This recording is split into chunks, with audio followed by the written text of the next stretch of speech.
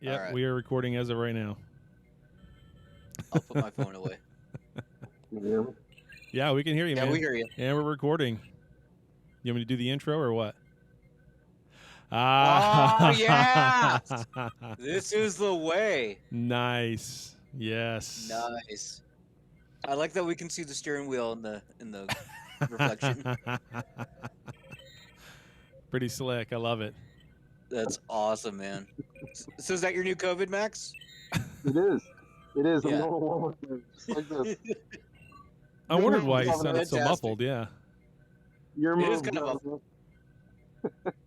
It's muffled because I obviously can't wear the headphones under here. Right. Right. So I have a pair of earbuds in just to get the helmet.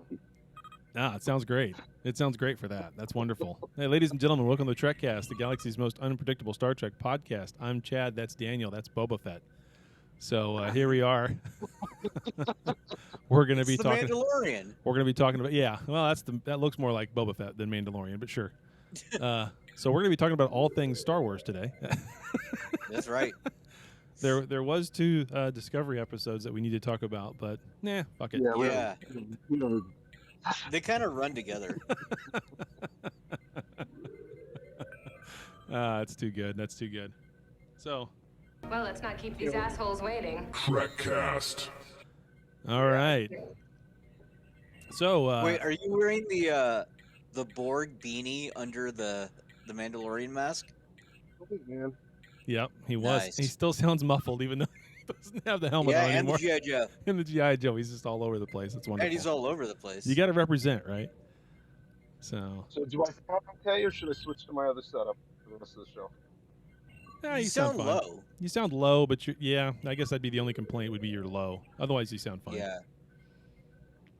So you want me to switch? Yeah, if you don't Yeah, mind, just to make switch. sure we're all Yeah. on parity. Yeah. I don't want anybody to miss your sparkling commentary. Indeed. All right, I'll be back in like 1 2 minute. shakes. 2 Yeah, shakes. there Yeah. you go. Feel free to talk about me while I'm gone. Oh yeah, I always do. His shirt and outfit do have a question for me though. Go for it. Where would the G.I. Joes fit better in, the Star Wars universe or the Star Trek universe? Oh, they would fit better in the Star Trek universe because they would take over for the Makos. Logical answer for that. I'll answer it on the flip side. Be right back. Okay. Oh, okay. All right. That's a good cliffhanger right there. Yeah. Yeah. Ooh. Because I can see arguments for both, right? We had the Makos in Mhm. Enterprise, Mhm. so there is a G.I. Joe type force. Yep. Never to be Yeah. heard from again in any other series. Well, we only liked Section 31. That's the only thing that gets to move on. Yeah. Yeah. And Kovic is apparently not in Section 31. So Who knows what he is, man? they've I totally don't think they know what he is. they've totally ruined it anyway. Yeah. Yeah.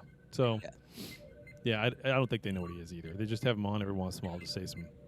They're just like, Cronenberg wants to be on the show, so we'll put him on. Yeah. Let's give him some. And he actually, basically just gets to be himself. Yeah, he just comes in the suit he's wearing, and you just put the pips on him or the badge, and that's it, And it's just like he just talks whatever he wants to talk, and that's it. And the decisions he makes make 0 sense now, so whatever. Mm-hmm. But yeah, no, that'd be my vote. G.I. Joe's in the Star Trek universe. Let's see. Well, we'll have the authority here who knows Yeah. all about the G.I. Joes. He is the G.I. Joe authority. I defer to his judgment on that, on whether or not it Mhm. should be. I'll go one to or his the other. judgment on it as well. Yeah, I think so. I think we should. That'd be the smart thing to do. Yeah. Yeah. Here we go. Oh, look at that. There we Flipping go. around all over. Yeah. Vertigo. I know. So where do the G.I. Joes belong? Star Wars. Really? Yes. Because the heyday of G.I. Joe and the heyday of Star Wars in the toy box was the mid-1980s, at which point they were both exactly 3 3/4 inch, so there was a lot of crossover play by children. So for that reason, G.I. Joe. This sounds like and Star Wars- personal experience. Yeah, man. Hell yeah. That's good. That's Fantastic. good enough reason to call that good. The fact that the action figures both fit similarly because they're the same size. Yep. That does make sense. Like You could have Shipwreck piloting the Millennium Falcon.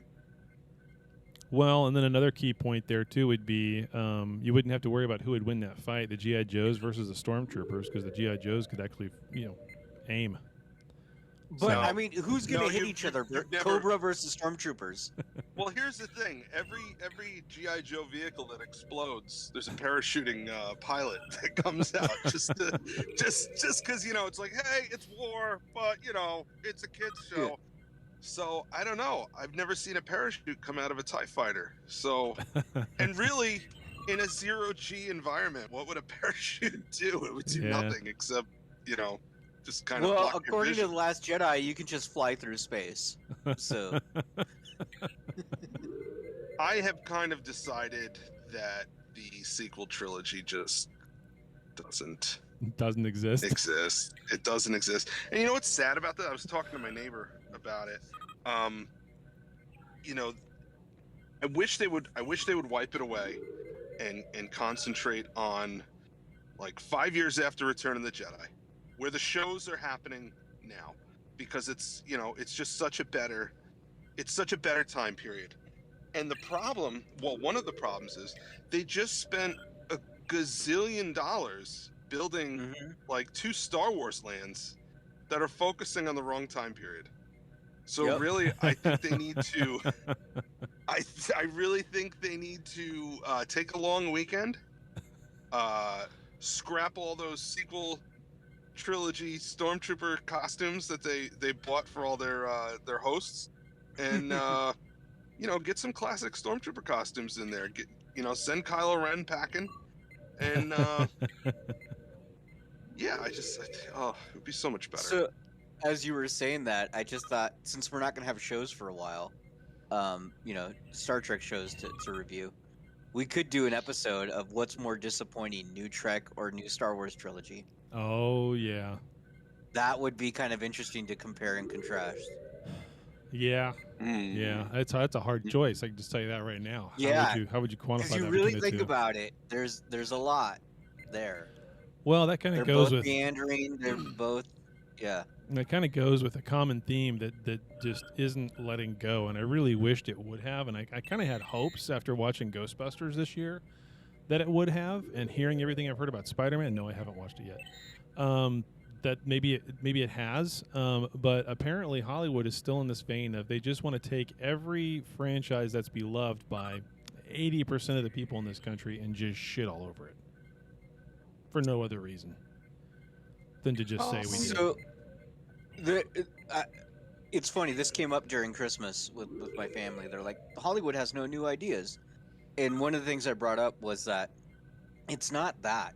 It's that when you spend like $200 million to make a movie and another $200 million to market a movie, you're not going to go for an original idea that's unproven. You're going to go for properties that are proven, because that makes the most sense. They're not there to make original ideas. They're there to make money. Right. It is show business. The ones who are there to make original ideas are directors and producers like Neil Blomkamp in his first movie, District 9, where he spent $9 million and had a $120 million opening weekend. He Right. happened to make money on a great idea and executed it really well, right? But that wasn't his desire. His desire was to, here's a really incredibly unique idea, and let's do it for next to nothing. And oh shit, Yeah. it worked. No one learned anything from that. No one learned anything from that. I mean, which is Joker just- was $70 million and it made $1 billion. Yeah. No, I mean, You know? and here's why on both of those accounts. Good, solid characters. Good, solid stories. Well, that and give people what they want, not what you think they want, not what you think they should want. Give them what they want. I mean, and it's not that long ago. I mean, when did Iron Man come out? 2007, 2008. something like Yeah, that. somewhere in there. Okay. Yeah. So that's not that long ago that the idea of crossing over franchises was just like foreign. Yeah. No. No. Foreign. The idea that, Spider-Man would show up in a Captain America movie and Iron Man would show up in a Hulk movie. That stuff was foreign. But the people who love those characters, I mean, that's exactly what they've been waiting forever for. That's like the best shit in comic books is turn the page and you're like, oh my God, so and so's here. We didn't see that coming. Right. Okay. Right. And whether it's comic books, or I'm sure Daniel will back me up on this, wrestling. You know, Yeah. I'm not into wrestling. Okay, I'm not into wrestling. Let's but open the forbidden door. But I know one of the things that really excites fans is, oh shit, here comes so and so, and he totally wasn't expected. Yep. You know, Right. So it's like somebody along the way woke up and said, let's give them what they want, not what we think they want, not what we think they should want. But there's some holdovers. Yeah. You know? And honestly, that idea. And Disney's getting it. And Disney's getting it because you know, with the Mandalorian and the Book of Boba Fett, which the first episode wasn't perfect, but you know, they've got time. Yeah. But you know, that's what the fans have wanted for years, not this crap that they churned out, you know, 5 or 6 years ago. I don't even know how we got on this topic, but it's just how we I was started. gonna say that idea of crossovers is not a new idea, right? Like we had the Universal movie monsters back in the 40s and 50s crossing over. Yep. They even crossed over with Laurel and Hardy, right? Yeah. Like it's not a new idea. It's just but that those were proven properties. Those were proven properties crossing over with each other. Yeah. Right. And then we had Godzilla and all those monster movies. You know, a lot of those had independent movies, and then they crossed them over. So the whole concept is not new. It's just it was dormant for so long. Yeah. So it's cool that it's back. Everything that's new was once old. Everything that's old was once new again. That's just the way it goes. So say we all. To quote George Lucas, it's like rhyming. It rhymes. What? Yeah, exactly. Have you never seen that quote from George Lucas or seen that interview? No. Yeah, that's pretty good. He was talking about like the prequel trilogies and how it's a similar story structure to the original trilogy. And he's like, it's like poetry, it rhymes. So like each movie represents the movie that it corresponds with, and okay. Whatever. Yeah. He was sniffing glue. I don't know. All right. All right. So I guess before we get into the news, how was everybody's Christmas and New Year's? We'll just go through that real quick before we get into the news. Everybody I know has COVID. Really? That sucks. That's the short version. Yeah. Everybody I know has COVID. Yeah. People I know who were fully vaccinated and boosted and wore masks and all this shit, and they have COVID. Thankfully, you know, nobody is in the hospital, nobody is dying of it, but you know, we canceled our New Year's Day plans because the family that we were going to visit, everyone's quarantined upstairs. So yeah, I saw a meme going around about a guy sitting on a park bench, and it said, "This is Bill. He's lonely. He's unvaccinated. All of his vaccinated friends are at home on quarantine. They have COVID." I mean, well, kind of funny, not really, but it's also true. Yeah. The one family member who's he's not hospitalized, but he's in the worst shape, is the anti-vax COVID's not real family member who I'm not going to wear a mask, I'm not going to take any precautions. So I mean, there's a whole bunch of people that are infected, but the only one who's sick is the anti-vaxxer. So I mean, yeah. I mean, I got vaccinated the minute I could get a hold of it. I'm not saying COVID's not real. I'm just saying that it's, you know, maybe at this point it's not a big of a problem as we make it out to be. The one at this thing I point. read was that So, I don't know. I mean, I hope it ends soon. I'm just tired of it. Yeah, Period. I think everybody's tired of it. I think everybody wants it to end. So, yeah. Who would want it to can't keep? do it? I can't do it. I mean, I need to see my Doctor Strange, yo.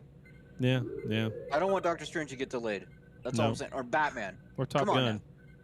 Or Top Gun. That I can. I want to see believe Top Gun. that. Top Gun. That movie was supposed to come out like 2.5 years ago. Yeah, yeah. Tom Cruise will have finally aged by the time it's released. Yeah, you know. Tom Cruise is gonna make like 4 other like Mission Impossibles before that comes out. Probably. Just bank them all. Yeah, yeah. I can't believe that franchise keeps going. It's his quest for death. I've just never quite gotten into that one. But anyway, I saw the first one in like 1995. That's it. bless you twice there, Daniel. I don't know. Thank you. I mean, remember the second one had Limp Bizkit do their song. That's Yeah. how old that franchise is. Wow. That's crazy. Yeah. Yeah, it's nuts. All right. Well, Well, should we get to the news? let's get into the news. I'm playing the. Sure. All right. Attention all hands. It's time for Star Trek news. Ooh. Oof. Oof. So we start with some sad news. I don't know if you got Boys to Men's It's So Hard to Say Goodbye to Yesterday, but we may need to play this. Uh-oh. Our first bit of sad news is from redshirtsalwaysdie.com. And 5 Star Trek series are leaving Hulu. They left them yesterday. Jesus. It's January. I thought you were talking about Betty White. Yeah, so did I. Shit, leaving Hulu. Yeah. 5 of the series left Dismissed. Hulu. That's a Starfleet expression for get out. And also two series, the original series and Next Generation, have left Amazon Prime as Paramount Plus continues their miserly ways of hoarding all the shows so that you can pay for them. Lightening the reins. Well, you knew that was going to happen. So, I mean, Yeah. seriously, this is Yeah. the way. This is the way. This is the way. CBS has got to make that money, yo. Yeah. Yeah. And This is they're the way. gonna. Yeah. Yeah. So that's where we're at. So looks like that's mainly for American fans. I don't know about international, so you'll have to check your deals there. So yeah, that sucks. Also happening yesterday, pretty cool event. LeVar Burton was at the Rose Parade, and he also did the coin toss for the Rose Bowl. When the Buckeyes, the Ohio State Buckeyes, went off against the Utah Utes. I don't know what a Ute is, but all right. Yeah. Yeah. He posted pictures of it. He looked really excited. I don't know if you saw any footage of him at the Rose Parade, but he looked stoked to be there.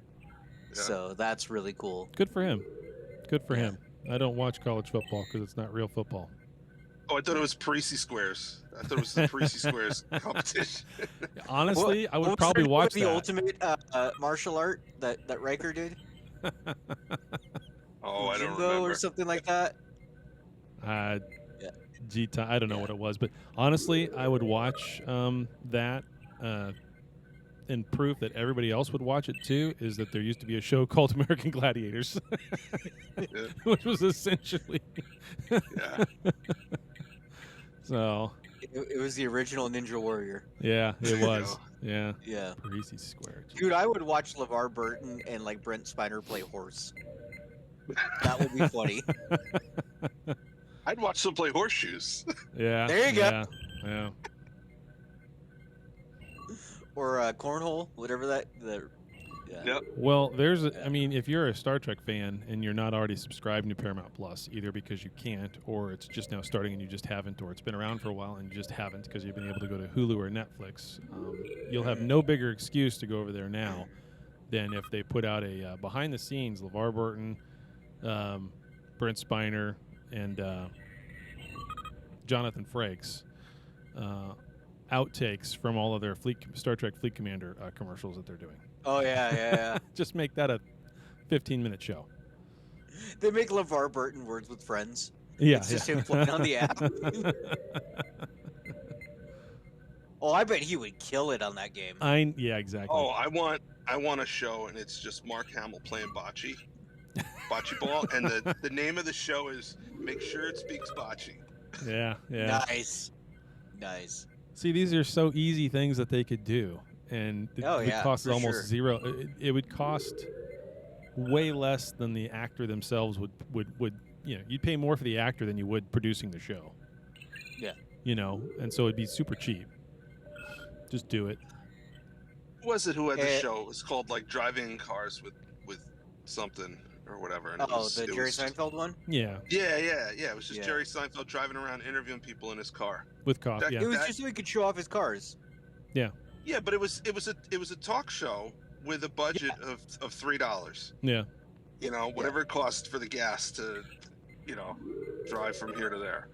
I'm Well- convinced that show was created so he could write off his car collection. Oh, more than So likely, he could yeah. then say, Yeah. yeah. Oh, of course, Mhm. of course. The same thing with Jay Leno in his garage, right? So I mean, Right. there's a good way to write all that off.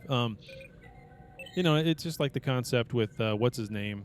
Guy's hilarious, but I can never remember his name. But he did the carpool karaoke stuff. He's the one who started that. Oh, James Gordon? Yeah, Gordon. Yeah. I can never Oof. recall that guy's name, but that was in it when it started. That was always funny to watch. It was a novel idea at first. It yes. was. Now it's too much, but It's run into the ground. it has. Yeah. So Kind of like anything with Jimmy Fallon. I used to love Jimmy Yeah. Fallon. I used to too, Can't. but he thinks he's too funny. And Hey. no. Yeah. No, I'm done. Okay, our last news story comes to us from space.com. And I hope you guys like comic books because we're getting a new Star Trek comic book. Star Trek Klingons is coming out from IDW. And not only is it about the Klingons, but the best Klingon of them all, Kahless. It's going to be his whole backstory. Comes out this February. It's going to be an extra long issue. It's a one-shot. And it's the whole backstory of Kahless. Is that's it pretty cool. okay? So two things about that. Klingon Jesus, the graphic novel. Yeah. Basically. So here's what they'll do. Book of Klingon which is Jesus. exactly what they shouldn't do. But here's what they'll do. They'll make him look like the Discovery Klingons, and they'll make his whole backstory the same way that they screwed up the rules of acquisition. Remember how way back in the day we found out that the rules of acquisition were just hastily written quotes by somebody somehow, and they just became a thing, and you're not supposed to tell anybody? Well, according to the preview image, he looks more like the TNG Klingons. Good. But that Oh, then just a could be Klingon. an artist Yeah. rendition for a cover. Yeah. So I forget what Yeah. I was flipping through something the other night when I couldn't sleep, and that episode, I can't remember the name of the episode. It was like halfway through. It was that episode where Quark finds out how the rules of acquisition were made. Oh yeah. When they I make remember the like socialist version. Yeah, I mean, I was so tired. I just remember that I caught like half of it. I couldn't tell you any more about it than that. But I do Yeah. remember that episode. I don't remember it. You know what? I'm gonna have to rewatch all 7 seasons now. All Yep. 7 seasons. You can't on just Paramount Plus because that's the only place now. You can't just. I know that's. I'm one of those guys who I do like. Obviously, the episodic part of it where you can just pick up any track anywhere for the most part and watch it and go. The old series anyway.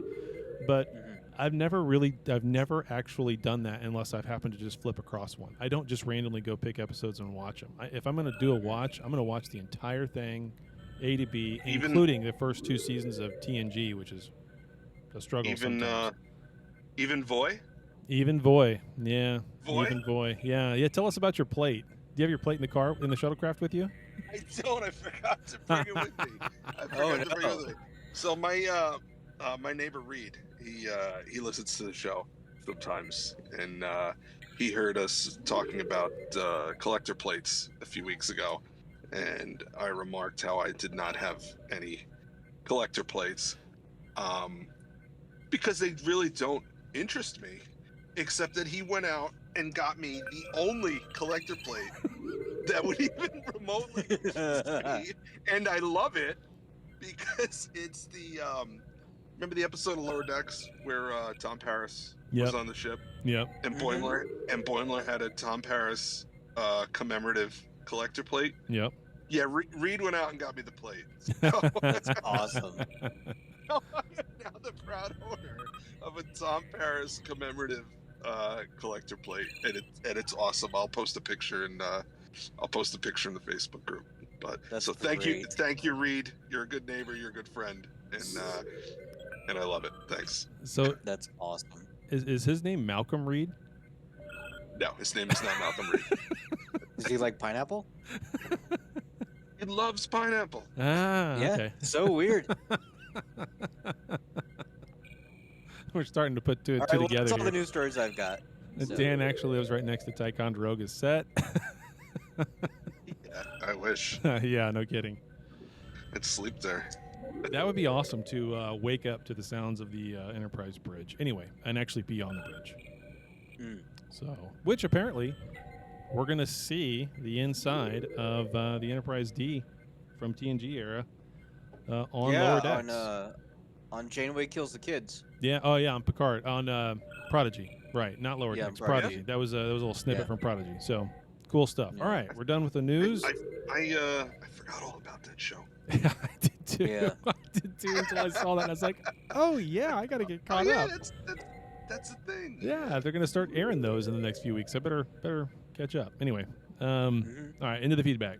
Hailing frequencies. Open.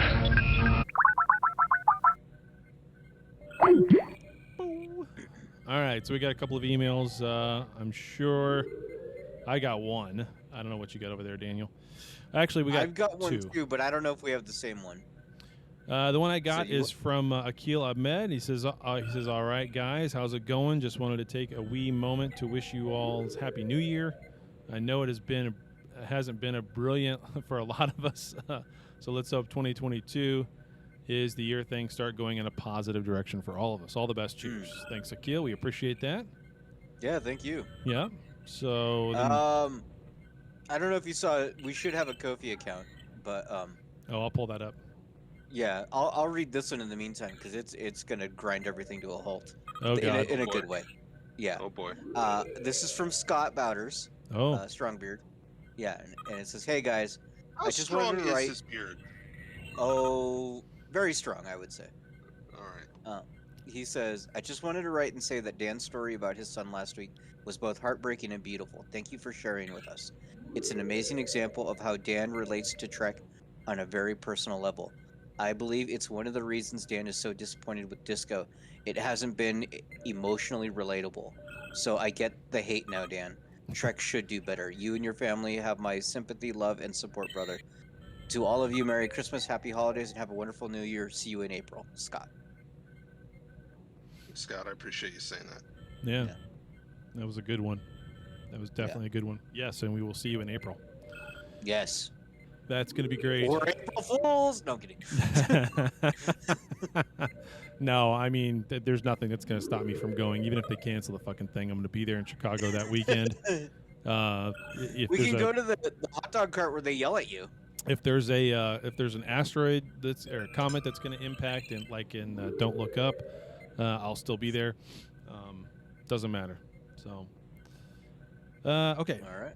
Good stuff. Thank you, sir. Yeah, we did get a donation over to the coffee account from Taryn.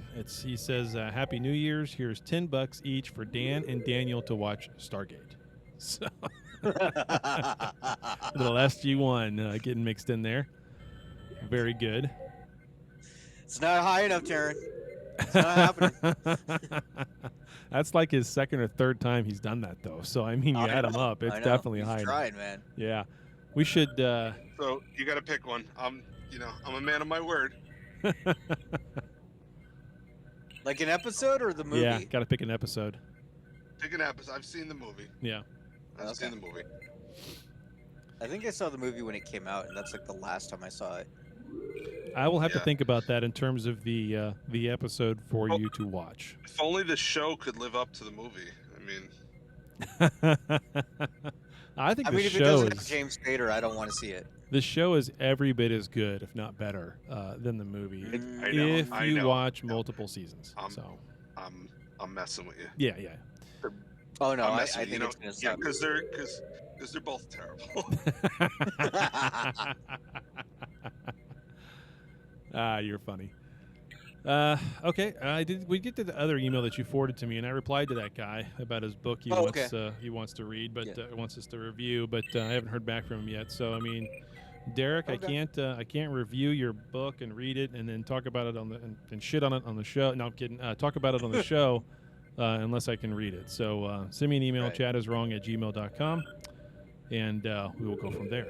I don't think I have any other feedback. I'm sure there's a few things over in the Discord, but I've got some on from the posts I made. Good. So I posted a couple days ago I put a couple pictures up, and I said, which is the most likely season-ending event? Picard and Q will have an emotional understanding or mutual respect, or somehow Booker sacrifices himself to stop the DMA. So we had quite a few people respond to this. The overall consensus is Booker is toast. He's gone. He's going to die at some point this season. Yeah. Some people believe that the trial for humanity is still ongoing. I'm gonna guess that they're gonna completely forget about that. Is my thought. Well, they've forgotten about other you things. can't say that because in some of the trailers, Q even says Oh, the trial's ongoing. it's never ended. The trial never ends, or something like. He makes he does make a reference in those. Here's the problem. Here's the problem, though. Jean-Luc Picard is no longer a representative of the human race. Nope, He's a robot. He's dead. But his soul lives on, and apparently the intent of what you do with your soul, feelings, and emotions is more important than whether or not Stamets should remain on the ship. Anyway.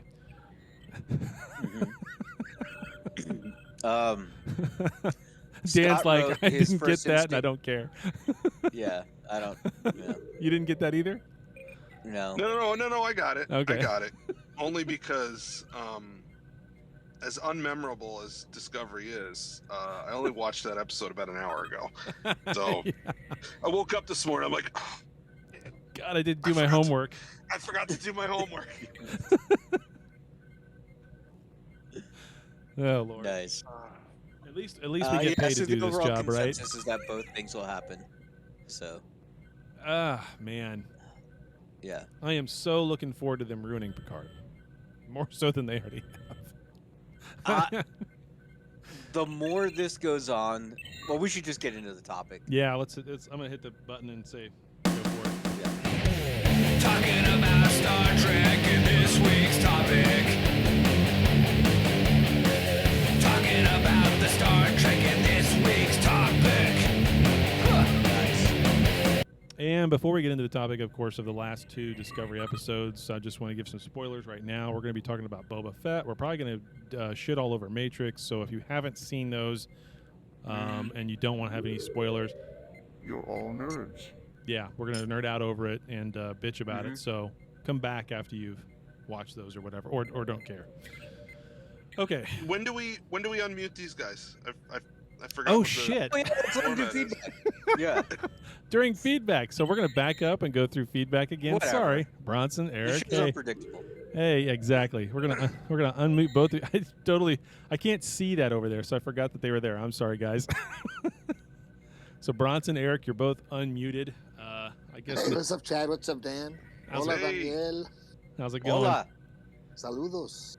Saludo. ¿Cómo está? He's speaking heathen. I get it. What heathen? What heathen is that? Huh? What Get? kind of heathen? Oh, I don't know. The best kind. No, it's Dominican heathen Spanish. Órale. you know? Okay. See. No, I don't know what the fuck just happened. Yeah. sorry, guys. No, It's you're okay. fine. It's We get it. okay. Spanish We get it. regression. That's all it was. Our podcast needs to be subtitled. Yeah. Subtitled in English. We just went spicy. Yeah. That's all right. That's the whole point of this. That's what's great. Thanks for being That's here, right. guys. Yeah. So, any specific feedback you guys have, either for the show or the shows we're talking about, whatever. Questions, comments. Yeah, it's Like your time. Mandalorian or Hey, Boba Fett or go It for doesn't matter, man. Whatever you all the want. above, Go you know? for it. Speak. Yeah. How do they say it? Speak your truth, Bronson. First, I'll say I love Keanu Reeves, the person. He's amazing. Oh yeah. Oh, yeah. Yeah. He's awesome. He's a great actor, but in the Matrix, he was so like wooden. I couldn't believe it. He was like flat, you know. Mhm. He kind of ruined the movie for me. Yeah. Yeah. Well, I mean, Keanu You Reeves know, is an excellent person. Is an actual person. He's just an excellent He human is. being, and everybody should strive to be more like him in real life. I will disagree with he's an excellent actor part of it, because for the most part, No, he's a good actor, but in this movie, he was kind of flat. yeah, I don't yeah. know. I mean, Keanu Reeves gets by with his acting by the standpoint of he just has that look. John Wick, yeah. Yeah, I mean, he's played the same character now in different genres for 25 years, outside of course, Bill and Ted's Excellent Adventure.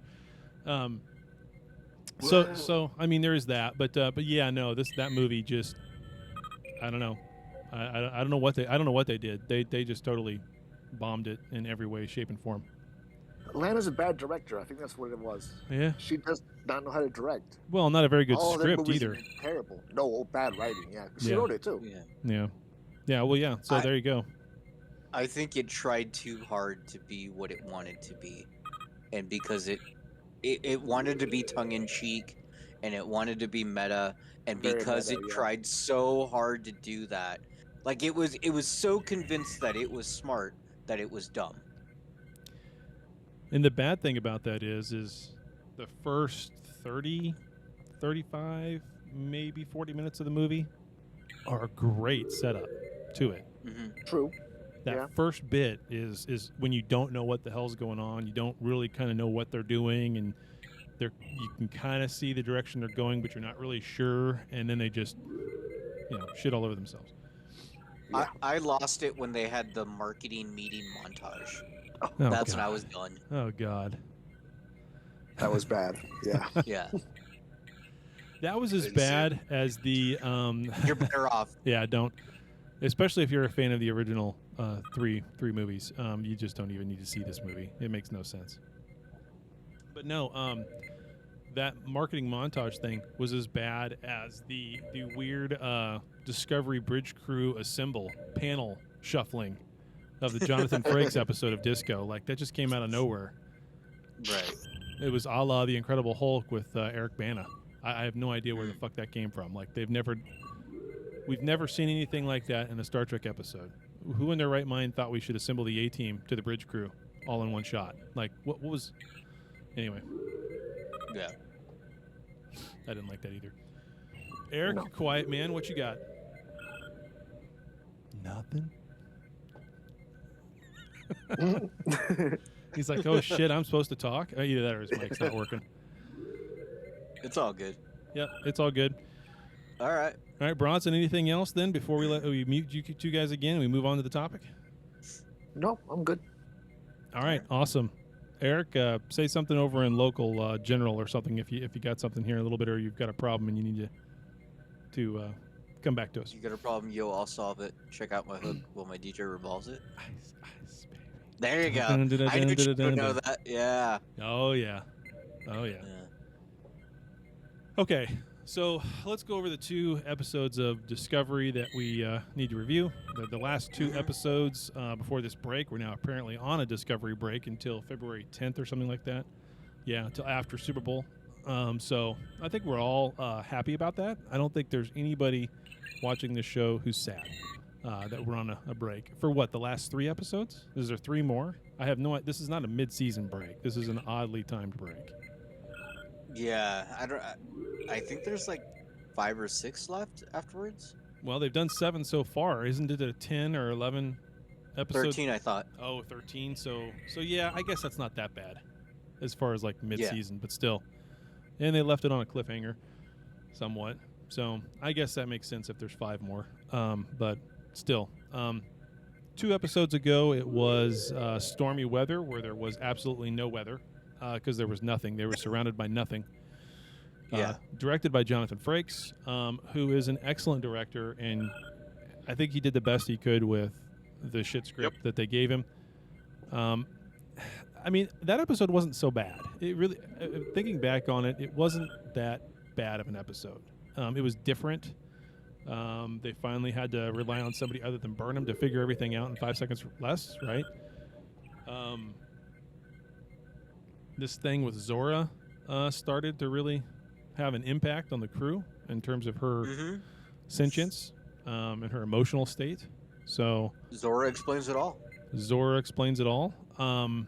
So I don't know. I mean, this is the episode that had that weird, funky paneling thing going on with the the crew assembling. I wasn't a fan of that. I was a fan though of them actually showing some different vantage points of the crew and the crew actually doing something other than sitting in their stations on the bridge. I mean, that part was okay. I'm still not over 10 Forward looking like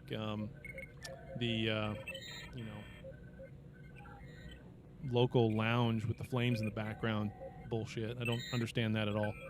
But there should be no fire going on in the middle of the spaceship or whatever. So it's holographic fire. Yeah, true. It's not real. It's ambiance, right? So, but I don't know. I can't really think of anything. In great detail. They kind of blend into one, both episodes, and I think it's because we took a 2-week break. Yeah. The second episode was more about they figured out where the DMA was coming from or who was controlling it, at least their location. But Zora was their ship AI was basically nope, not telling. Right. And right. And so it was a big long, does the ship have the right to be a sentient creature essentially, or should they just purge it? I feel like they tried to do a Measure of a Man episode and just failed literally. Just failed horribly on it. Yeah. Yeah. I know the overall thought is that everybody hated that episode for the Zora AI. I will say this. Everybody craps about how much emotions are put into this show and how it's all about feelings. And I do love that the writers and producers just went, "Fuck it! Now the ship's gonna have feelings too. You guys hate all this, so we're just doubling down." Yeah. So at least that. I don't, in all honesty, I don't have so much of a problem with the ship AI becoming sentient, whatever you want to call it, having emotions or trying to feel how to cope with things, because that's your data, right? That's your data of the series. So, I mean, there's some parallels there, and so it doesn't really bother me so much on that end of it. What bothers me is that everybody and their brother seems okay with it all the way through, except for Stamets. Like, that makes zero sense that Stamets is the only one saying, like, this is all wrong. And then to make matters worse, with Kovich, who is a character I like, and they've now totally shit on him, Kovich is sitting there saying, well, in all honesty, I had made the decision to leave her here a long time ago. I was trying to determine whether or not to kick you off the ship, Stamets, the one guy who was actually making sense. Like, this is just... Yeah. That seems so back-asswards to me, and I don't understand Kovich's character anymore. He's all over the place. He's in Starfleet Academy doing stuff. He's here doing AI stuff now. You kind of thought he was Section 31, but yet somehow he's making decisions along with the Admiral, too. Like, he's everywhere. He's basically anywhere they need Kovich to be, for whatever purpose they need Kovich to be in, because Cronenberg walked on set that week in his black suit, and they said, throw him in there. I mean, that's... Stop applying logic to this show. Yeah. It will drive you insane. Indeed. Nothing on this show makes sense. So just stop. Just stop. And even when something does make sense, they don't go that route. No. Right. When they were talking about extracting her from the ship and placing her in a different vessel, and Culber says, could she choose the vessel? I was like, oh, they're going to make her a robot body, like they did for what's his nuts last week. Yeah. And then they're like, no, we're not going to do that. And then they're like, we're going to, well, you know what we'll do? We'll just make her a part of Starfleet. Yeah, like she's someone who proved herself on the battlefield, and they give her a battlefield commission. She's a computer. But she doesn't have a body. Dan. Data at least went to Starfleet Academy and went through, the entire process that every other crew member. I mean, if they're going to make her part of Starfleet, what's her rank? Does she outrank certain people on the ship? Yep. Because if that's the case, then she has to listen to some people, but not others. Yep. She is a commissioned officer now because she got a participation trophy. She showed up. She was there, and she explained her feels. So, there you go. If the ship outranks you and you request like a certain holodeck program, can it just deny that because it's sure. Like, no? Yep. Well, it should anyway. Like, hey, I want a sandwich. Can the ship go like, no? No, you need a salad. You're too fat. Yeah. You need a salad. This is why they got rid of Tilly. Oh God. That's cold-blooded. Because the It is ship would have told her cold-blooded. she couldn't have ice cream. Anyway, That they is couldn't. wrong at gmail.com. They couldn't have that scene though, where she went to ask for something, and the computer told her no, or which you should have. That would have been hysterical. She goes and asks for something, the computer says no, you're gonna have macaroni and cheese, and she's gonna say I hate macaroni and cheese, and then the next scene you see Tilly getting spaced. So wait, now that they gave the ship a field commission, basically, how long until Grudge becomes an officer? Oh God. yeah, exactly. She is a Yeah. queen She's a queen. for no apparent fucking reason. Because that's what you call a Show. female cat, is a queen. I know, but it's like I hate this show. I just don't like this show. Why do you guys make me watch it? we're gonna. Yeah. Hey, you get to wait until February now. Happy New Year, Yeah. Yeah. You know, Your suffering is extended. Miles O'Brien. That's right. Yeah. I only come here for my friends. Yeah. It's basically it at this point. This show, I have zero interest in this show. I only Yeah. watch it as homework for our show. I'm basically here for my friend. When I say my friends, I mean you guys, and I mean our listeners. Yep. There you go. You know, that's the only reason I'm here, because this show is just it's a steaming pile. Yeah. I mean, all of these scenes at the like the big meeting. I mean, what was that? What was that? That was like a summit. That was a summit between different governments, right? You got the Federation is there. There's a Navarre representative. Earth is there, but they're not part of the Federation. There's other, it's not the Federation Council. Right. Because there's non-Federation people there. It's not that made-up extra layer of government that they made up a few weeks ago to deal with dispute. Yeah. Yeah, to deal with disputes between member states. It's not that, because Earth is not part of the Federation. No. Okay, but they're voting like it's some sort of legislative body. Yep. And Michael Burnham has a vote. Yeah, Michael She's Burnham has a Starfleet vote. captain. Why does she have a vote in this meeting I have no idea. that they're having? And if she has a vote as nobody, how come Booker doesn't have a vote? Or As the one planet that's been destroyed. Or Dr. Armageddon, or whatever the hell his name is, with the twin tattoos, one on his forehead, one on his neck. I don't know. Someone's gonna have to explain to me: is he from the mirror universe or not? I think they're creating a multiverse. Yeah. Go, Dan. He's from another universe. What are they even doing there? Yeah. What are they even doing there? There's a summit. There's like a United Nations summit at the White House, but some colonel has her boyfriend hanging out there. He's just walking in, and some crazy doctor just beams in. Yep. There's no security protocols No. in place No. that you could just beam into the White House whenever you want to say, I disagree with what's happening here, and here's why. I This don't show think. is trash. It's hot garbage. I don't think that's how the Federation makes decisions anyway. I mean, what in the world? So, let alone let non-Federation members have a voice in it too. I don't. Is that part of the inclusivity that they want? The level of equality they want everybody to have, whether you're a member state or not. We're going to treat you like one. Is that kind of? I don't know. I don't quite. I'm kind of surprised we did at that big meeting, because they had representatives from all 4 quadrants. I'm surprised we didn't have a Borg rep or Dominion rep. Why not? Just throw. Well, you them had in. the Butterfly Man there, because Yeah. apparently He was that there, was so was really the important. Ferengi. That was really important to have him in there. That was the tie-in. That was the whole reason we got the Butterfly people, so that they could have him standing there to say his 2 bits about being with Burnham, because he's Team Burnham. Right. No Cardassians. No Nope. Klingons. Nope, Well, the president is part Cardassian and not good Bajoran. enough. Not good. There's no what are the Wayuns? What are they called again? Oh, Vorta. Vorta. Yeah. the Dominion Vorta, yeah. Yeah. None of them.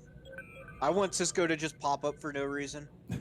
At this point, you could pretty much do Why not? anything. It doesn't matter. It doesn't matter. doesn't Cisco matter.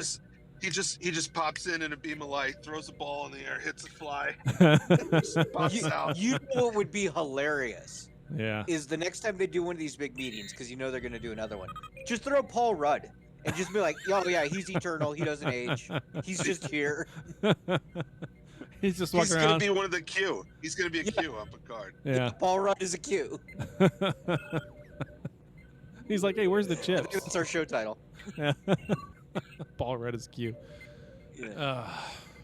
I don't know. I just don't understand. I mean, anyway, even all of that aside, I don't understand this guy now all of a sudden has an okay. Even with all of that said, this again, they like to take a character. The few characters that they actually do develop, they wind up ruining, right? They ruin them all, every single one of them. So now they're starting to do this redemption arc with Saru and his love interest for the president of Navarre. It's kind of funny and cute, I guess. I don't know. I don't get it, but whatever. So she is so smitten, man. I see it in her Vulcan eyes. Yeah. She's just like, oh, yep. You up. Yep. I want those ganglia. Anyway, so it's like wrap your hooves around me. But now they've decided to take Booker and ruin him as well. They've ruined Kovic in this episode, and they're going to ruin Booker now as well. Because think about it this way, right? Booker's got a motivation to kill this thing for revenge. Period. I get that. Makes perfect sense. I'd want to kill the fucking thing too, and the people who made it as well. Regardless, I'm all for that. Let's blow it up. But then when Tama, whatever his name is, Evil Mirror Universe Ryzen, tells him exactly what his alternative plan really is. He's not actually there to blow it up. He's there to send himself and his partner to a multiverse somewhere where they can live happy away from all this stuff.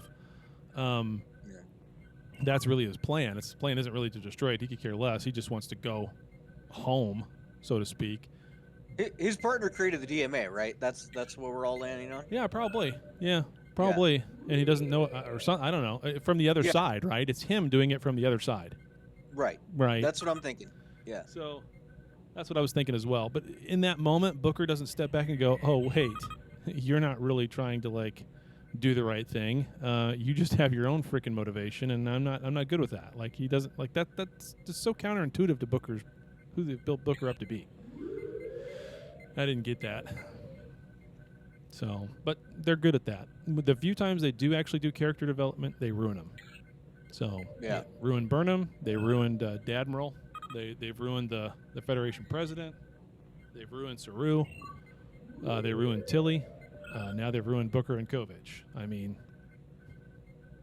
they know how to write bad characters. So I guess for that, let's be thankful that they haven't developed the rest of the bridge crew. Yeah. They're splitting up the Culbers, the Culber family. Yeah. Yeah. Oh, I don't like that. Culbers, meet the Culbers. They're the 32nd century family. Would it be the Culbers or Stamets Culberts or the Stamets? It's the Culbers. Yeah. Yeah, he takes wears charge. the pants, yeah. Yeah. He takes charge. He wears the pants. Yeah.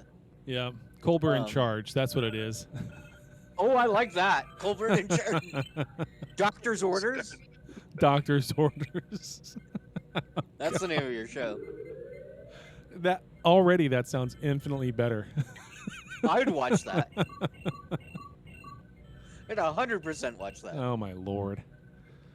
All right. God, so if they ever did like a holodeck episode, like almost like the Doctors when he had his sitcom family, but just do that with them, I'd love that. Have Gray and Adira in there all sitcom-y and just do like a WandaVision type episode. I was just thinking that same thing, the WandaVision type thing, right? I mean, do it. Just take note, Viacom CBS. I know you're listening because I emailed you this morning before the show and said, listen to what you've done wrong, and here's what you can do right. So, there's so many ideas and so many things they could do with this show that are infinitely better than what they've done, and they could have done it for less money and less effort, which is what's amazing. I mean, it's like they've tried so hard to fail. You know, I've been saying this for a while now. It concerns me for Strange New Worlds. I mean, I love Pike. I know. Anson Mount is great.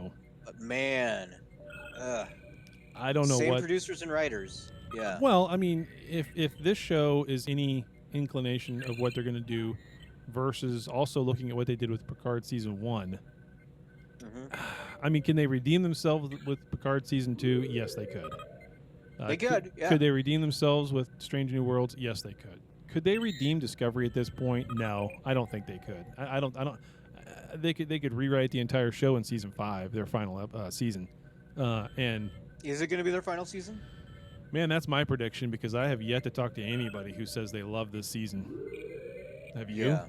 Have we had anybody send us emails or tell us you guys are shit? You guys are wrong. This season's great. What's wrong with you? Well, there is a strong minority voice online of Star Trek fans who love everything disco. Yeah. There is that swarm, and that's fine. If they like it, they like it. That's cool. Sure. Yeah. But that's not enough to make an audience. Successful. Yeah, that's not enough to make an audience, right? So. Right. And think of it this way, right? We always go back to, well, at least Disco gave us Picard, and Disco gave us Lower Decks, and Disco gave us, because if it wasn't successful in some way, shape, or form, we wouldn't have gotten those shows. And I've kind of gone to the opposite route of that. We're getting those shows because Disco isn't continuing to perform. If Disco was just everybody watching it and it was going gangbusters and it was huge ratings internally that we don't get to see, and it was just going like crazy, they wouldn't spend money on other stuff. They would keep hyping this and building it up. Yeah. In some way, shape, or form, or have offshoots from it, as opposed to like the Section 31 Michelle Yeoh. Had it all been so all pro Burnham, but it's not. And I think that's my thinking on it has changed to where the reason all these other shows are coming out the way they are and they're pumping them the way they are, and they're even willing to break Disco in half a little bit to give us room for the rest of Prodigy and whatever else they're doing to try to get that year-long trek. It's that year-long trek with only 5 episodes of Disco. So that's my... Yeah, my thought is I think you're right. I think next season is the last season of Disco. I think there's a few reasons for that. I think the show's long in the tooth as it is. I don't think this is like in the 90s where you could go 7 seasons. It's just shows don't last that long anymore. I also think it's getting too expensive for streaming because all the cast is going to want more money. Huh? I said except The Walking Dead. They're going to beat that dead horse until... Well, The Walking Dead's done. This is its final season. Well, and they were willing to kill off like main 7... actors. Yeah. There's like 7 terrible spin-offs too, though. Yeah. Well, there's 2, one of which they've already ended, and the other one has one more season and they're done. And the stuff they were supposed to make with what's his name, Andrew Lincoln, I don't think they're going to make now. Yeah, probably not. Stopped watching that show like 4 years ago, 5 years ago. Yeah, I stopped watching it. Yeah. After Glenn died. Yep. Yeah, my wife and I kept plodding through, but it's now it's to the point to where we just watch the entire thing when it's out on Netflix, kind of, or whatever streaming service. So we don't watch it live. So I think Disco's done. Whether or not we get the Section 31 show, I mean, they keep telling us it's going to happen, but the longer it goes, the more I'm convinced it's not going to happen. I could see maybe like a mini-series or like a TV movie, maybe, at this point, if they do anything. I doubt they do anything with it. Yeah, I doubt. That's where I land. But if they do anything, I think it'll be like that.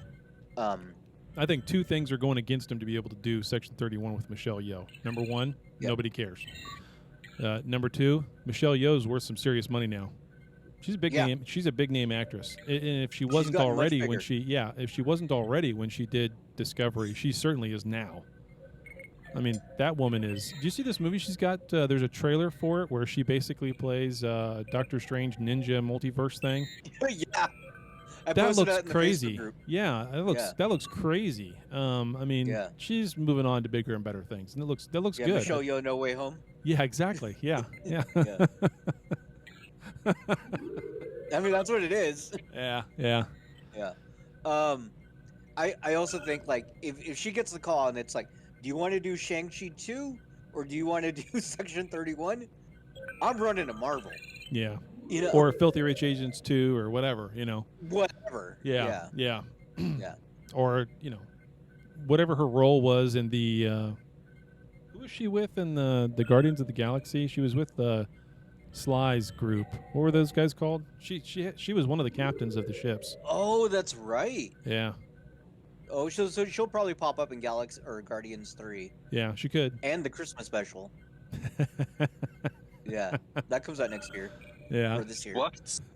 Yeah, they're making a Christmas special. Yeah. A Yeah. Marvel Christmas special? Yeah, Guardians of the Galaxy Christmas special. Yep. Really? Yep. Really? Okay. That's They're, weird. they're isn't it? shooting it as they shot the movie, so like it's Right. everybody's in it. Right. Okay. That's cool. Yeah. I guess. Interesting. I guess. Yeah. Yeah. Well, and they're doing a Halloween special too with Werewolf by Night. So Hmm. Werewolf by Night? What's that? that's their Wolfman. In Because Marvel? they didn't want to legally use the Wolfman, they call him Werewolf by Night. It's an old comic. Yeah. Okay. Right. Alrighty then. They're pulling out all the shit from the closet, huh? They don't There care was a- anymore. They're just There was a Marvel villain. There was like a werewolf type Marvel villain. It was actually J. Jonah Jameson's son, I think. And he brought back some moon rock from space, and it turned him into a werewolf. Oh yeah. That's I right. can't remember the character's name, but Yeah, that's another werewolf. And then they made Captain America a werewolf for a little bit. Capwolf. what? Cap. Yeah, there's one issue where Captain America becomes a werewolf. Okay. Woo. Comics. Comics. Alrighty. All right, are we done with Voyager? Disco. Yeah. We're Or done no, with- Voyager's yeah. Discovery. Okay. Yeah. You wish. Let's talk about You Boba wish. Fett. Yeah. Yeah. Yeah. Let's talk about Boba Fett. So we've had one episode, and we kind of got something that everybody wanted for forever and a year, which was how the hell did he escape the Sarlacc, right? So we got that. We actually got to see that, which I was very surprised that they did that. I liked the way that they did it. I like that he's having to sleep in this water chamber thing to recoup every day or whatever he's doing to sustain his body. Yeah. So that part of it was good. And that was about the only part of it that I understood and thought was good. The rest of it, I don't understand what you guys fill me in. I am not a Boba Fett fan, so I'm very biased to begin with. I never really thought Boba Fett was anything big to care about, like everybody else seemed to, because he was in 2 scenes in the original trilogy. And in one of those, he died by getting hit in the back. His jetpack Right. goes on, and somehow he can't control it, and he just screams and dives straight into the Sarlacc. I mean, whatever. Yeah. So, to understand how popular he is and why he is as popular as he is, you have to understand that Star Wars came out in 1977. Yeah. The toys came out in 1978. Shortly thereafter, there was a special offer for a new figure, a mail-away figure, and it was Boba Fett. And it was, who's this new character? Who's this mystery character? You knew he was a bad guy, and he showed up in a parade in Southern California in George Lucas's hometown. So there was a summer, it was like a 4th of July parade or something. And he showed up. You know, they had this costume. He showed up walking next to Darth Vader. So there was this air of mystery about him. Nobody knew who he was. What's the story going to be? And they had to wait until 1980, until the Empire Strikes Back came out. And then, holy shit, he's the guy. He's the guy who captures. Well, he captures Han Solo, sort of. Yeah. He leads the Empire to him. So he was seen as this mystery badass, and he died kind of like a chump in Return of the Jedi. I'll for give him sure. that. I was never happy about that. Yeah. But for years there were books and comic books before the prequel trilogy. There were books and comic books that kind of fleshed out some of his background. He was one point they made reference to him being a former stormtrooper, which that was before anybody knew he was a clone. It was before Jango Fett was a thing. So I mean, there is a rich backstory. It's been changed a couple of times over the years, but yeah, that's why he was so popular. I think it was the mystery of this new action figure, and also his first appearance was the Star Wars holiday special He showed up in animated in that animated cartoon, which is pretty much the best thing that came out of that 90-minute turd was that cartoon. So, and some of that and some of the stuff from that cartoon has been carried over into the Mandalorian. You know, the gun that the rifle that the Mandalorian carries, the two-pronged like pitchfork type gun thing. That's what Boba Fett was carrying in that in that cartoon. In the holiday special. Yep. And when he's learning to ride that beast, Quill makes reference to, you know, your ancestors rode the such and such beast, and it was this dinosaur type creature that he wore in that he rode in that cartoon. So I mean, they, you know, they've made some nods to that. But that's all. Those are all things that weave into the character outside of the actual character in the movies themselves. Yeah. So yeah. That's the thing about it that always confuses me. Here's the thing with the Book of Boba Fett.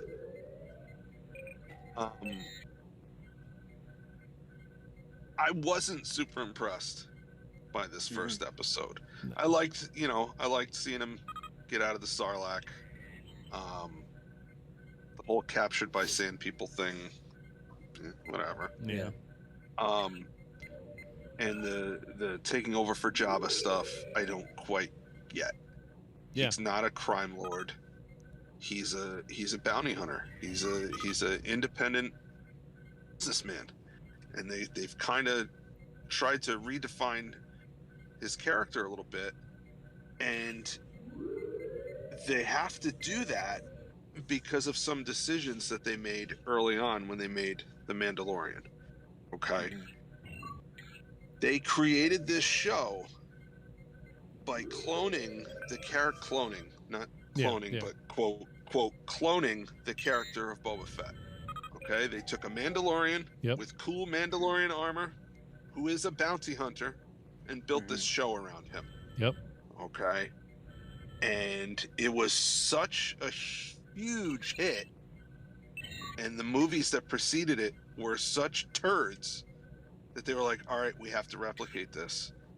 And they actually bring in Boba Fett in the second season, then spin him off into his own show.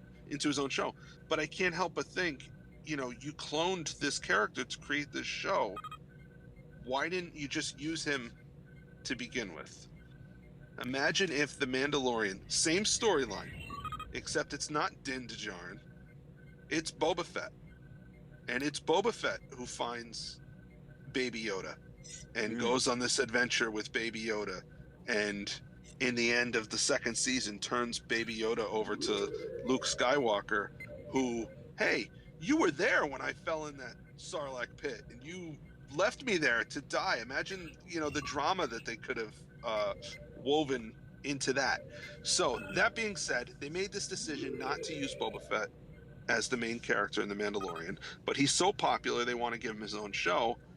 But they can't just do the same thing. Right. They've given his backstory to somebody else, so they have to, not his backstory, but they've given they've given his story to someone else, so they have to come up with a new story for him. And that's this I'm going to be the next crime lord thing. And I hope it works, because I like Boba Fett, but... Well, the difference between The Mandalorian and Boba Fett is The Mandalorian's actually a good guy, and Boba Fett is not. Right. Boba Fett is... He's just a simple man making his way through the galaxy. He's a simple man making his way through the galaxy, and... who has no morals or ethics at all whatsoever, but The Mandalorian does. Not true. Not true at all. Not true at all. Because in the second season of The Mandalorian, when he got his armor back, he could have just said to Mando, I got my armor back. I'm out of here. He said, no, I made a promise to you that the child would be safe, and I'm going to help you get the child back. So to say that he has no morals, that's not fair. Yeah, I guess that's true. I guess that's true. He's a man of his word. Yeah. He is a man of his word. Yeah. He is a man of his word. They could have very easily used his character. Same storyline as The Mandalorian. They could have used Boba Fett from the beginning. The fact that, you know, the whole thing with Din Djarin was a foundling, They could have woven something into Boba Fett's backstory about. I mean, the last time we saw him in live action, I know he was on the Clone Wars, and I didn't really follow that. I But didn't see those either. Yeah. the last time we saw him in live action, he's essentially a kid on his own who watched his father die. Yeah. Okay, he takes his father's body and his father's ship, and what happens next? I don't know. Right. So, I mean, they could have given him some backstory. They could have had him come into contact with other Mandalorians who teach him the ways and I don't know. They could have done a million things. Right. But they didn't. They chose to create this new character, and it's fine. I love the Mandalorian. I love Din Djarin. I think they did some great stuff. I'm just worried. That this story they're writing for Boba Fett is not in line with his character, and maybe that's the story. Maybe it's the story of him running Jabba's business and realizing this is not me. Maybe. I think that's where we're gonna end up. I can't do this. I think that's where we're gonna end up. But I'll say this. So I watched Disco and then I watched Boba Fett, right? And one of the striking things to me was, if the writers of Disco were writing Boba Fett, we would not have seen the flashbacks. We would have had 20 minutes of Boba talking to what's her name, talking about, oh, well then the Sand People would beat me, and I was so miserable, and then just Boba crying, and then she's like, that must have been hard for you. Bring it. You're a person. You should have, So, you know what I mean? Like, it's not what happens in the story that's been the issue. It's how it's presented. Yeah. Oh, right? yeah. Definitely. Yeah, we've talked about this several times before. Yeah. So my only thing to add to that in terms of this, it's the first episode of many, so you can't shit on the series yet, or the season for that standpoint. But the way they've set it up is so different than the Mandalorian itself. And what made the Mandalorian work was its episodic nature. Cowboy comes to town, cowboy saves the town, cowboy rides off in the sunset. Next story, right? Yeah. You can't do that now. You can't do that. And this is season 1, Deep Space Nine. Yeah. Well, it's the book of Boba Fett. Yep. Yeah. It all takes place in the same spot. They do call it the book of Boba Fett, and they call it Chapter 1, although they call it Mandalorian Chapter 1, Chapter 2, Chapter 3. So it's kind of interesting how they're doing that. I don't know if the terminology is the same. Have they read the Webster's Dictionary? Actually, don't read the Webster's Dictionary. They're changing the definition of words there now, so just don't. Have you looked up the new definition of literally? Oh, God. Literally now means figuratively and literally. Anti-vax in the Webster's Dictionary now means that you're pro-democracy or something, or anti-democracy or something bullshit. Seriously, just anyway. Oh, wow. Or you're a COVID denier if you're an anti-vax. Anyway, so it literally says that in the fucking Webster's Dictionary. Anyway, off that topic. Okay. So anyway, that's the part of this too. Yeah, I don't get the whole he's going to be a crime lord and run the place, run Tatooine, I suppose. How he's going to do it with him and one lady. Like they got killed by 5 guys with shields. Right. I mean, I don't understand. Like, how is anybody paying him money? Why would they just pay him money? Get the hell out of here! Who the fuck are you? Like, he's got to prove it. He'd have to kill him first and prove it, right? And you think he'd have some time to prove this. All of a sudden, people are just, he's in Jabba's chair. Let's go give him money. I have no idea who he is. Boba, a lady, and 2 pigmen. Yeah, 2 pigmen. Yeah, 2 pigmen. Yeah, and the droid. Those guys are awesome. Yeah, and the non-protocol droid. The thing I like about the pigmen, right, is clearly those actors were like, look, we're gonna have a big fight scene. We're gonna be shirtless. Should we work out? Nah. Yeah. Let's have another sandwich. Yeah, that was awesome. I like the pigmen. Yeah. They're cool. They were always cool. They were always just cool. So anyway, I mean, okay episode, I suppose. I just don't get it. I don't get it. Nothing. I'm not hooked. I mean, if it comes out is this weekend, was there a second one or was there? Yeah, there's gonna be another one this Wednesday. Oh, so it's Wednesdays. That's right. I forget when it came out. Yeah, Disney Plus always drops on Wednesdays. Okay. Yeah. Yeah, it's getting harder and harder to remember what drops when anymore, and keep track of what I'm watching and where, and just stuff all over. Anyway, okay. Anything else on Boba?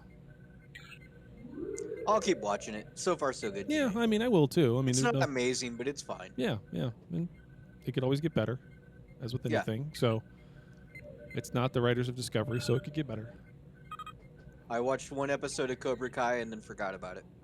I haven't watched any of that at all. I liked the first 2 seasons, and after that, it's been a struggle. Yeah, I have no desire to watch any of it. I loved Yeah. Karate Kid as a kid, and I took karate as a kid. I forget where I stopped, yellow or brown belt, but whatever.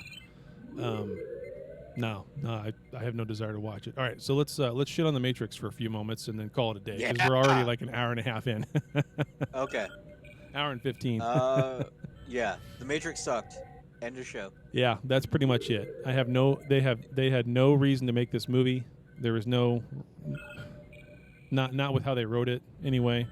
I have no idea what they were thinking. They must have all been sitting around smoking crack thinking, what's the worst way to make a fourth movie for no apparent fucking reason? Oh, here's the idea. Oh, that's great. That's wonderful. We'll make jokes about it. And we'll just literally make it a laughing stock and a joke.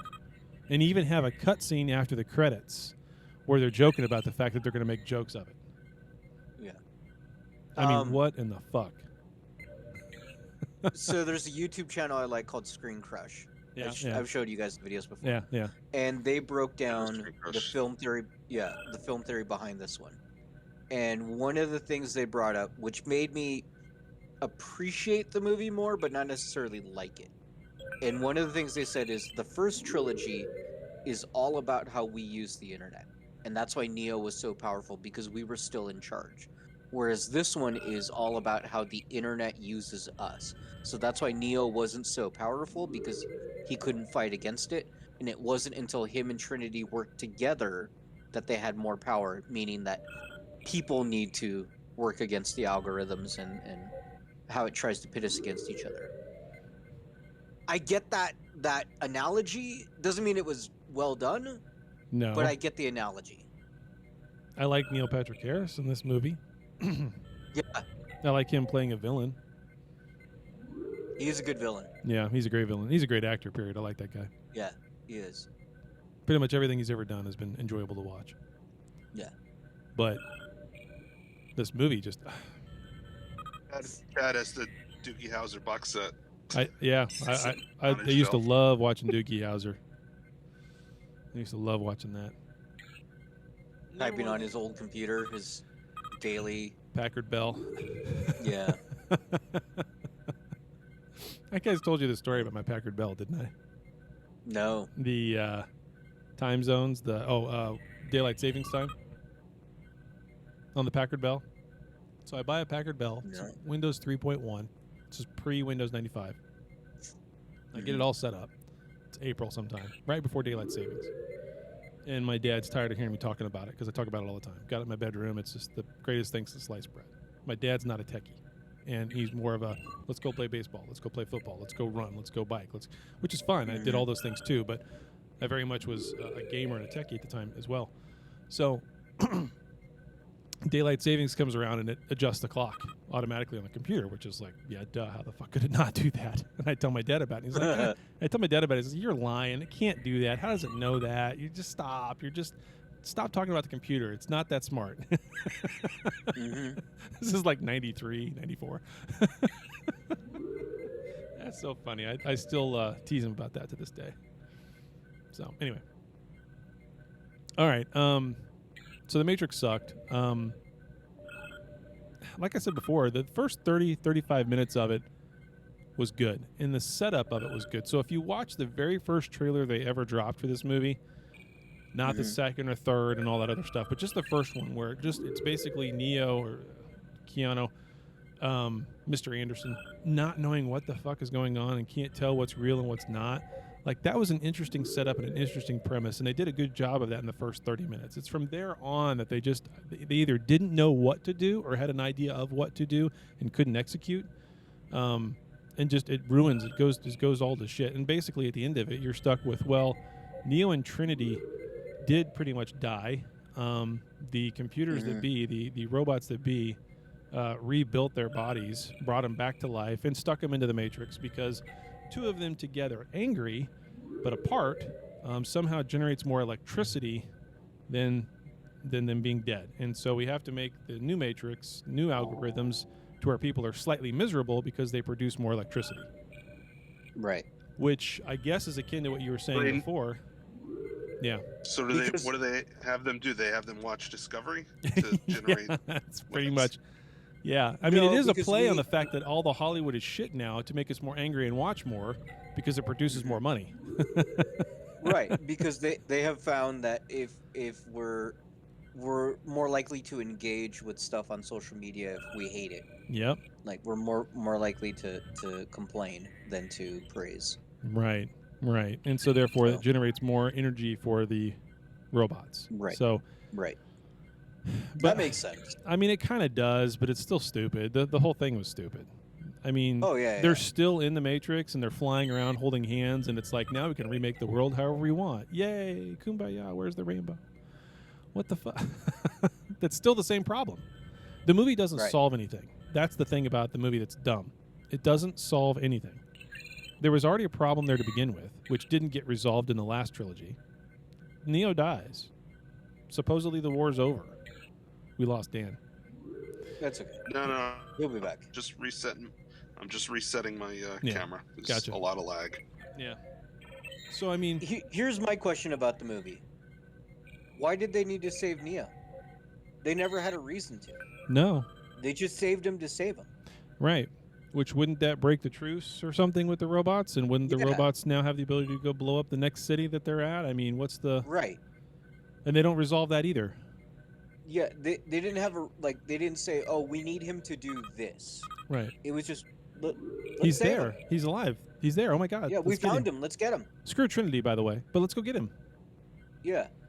I mean, they ultimately go back to try to get her because he's like, screw you, I'm going after her. But, you know. Because he's like, hey, thanks, guys. Can we get my girlfriend too? Yeah, pretty much. Yeah, I just don't get it. It doesn't set up a real conflict, and it doesn't set up a real resolution of that conflict, other than, Neo's alive. He doesn't realize who he is. I guess that's the initial conflict. They get him out of the Matrix to just going back to being Neo. Like, is there going to be a sequel to this? No. See, they've already said there's nothing else. Yeah. Dumb. Don't watch it. If you haven't watched it, don't watch it. Don't waste your time. It's not needed. Nope, it's not needed. The whole movie is not needed. It's a pointless movie. Yeah. And there's me shitting on Matrix. I'm done. Yeah. Well, I think we're done. We've done a long episode. Yeah. Yeah. What'd you say, Dan? Some people eat. Yeah. It is. It is time for. It's 12:30 for you. Yeah. Yep. I got sports ball to watch. I don't know. Sports ball. Nice. Time for some football. All right. I hope your chosen team is victorious. Yeah, they will be. They will be killing the Cincinnati Bengals today. We'll see. All right, guys. Thanks. Appreciate it. All right. Yeah, we'll see you. I'll get this uploaded for you in a minute, man. Thanks. All right. Bye. Well, there you have it. Another episode in the can. Check us out at Trekcast.com. Also, if you would, please subscribe to us via iTunes. Leave those reviews. Subscribe to us. We'll get some numbers, get up the list, get more listeners, do more shows, have more fun. But for now, we're all done. So live long and prosper, and we'll see you next week.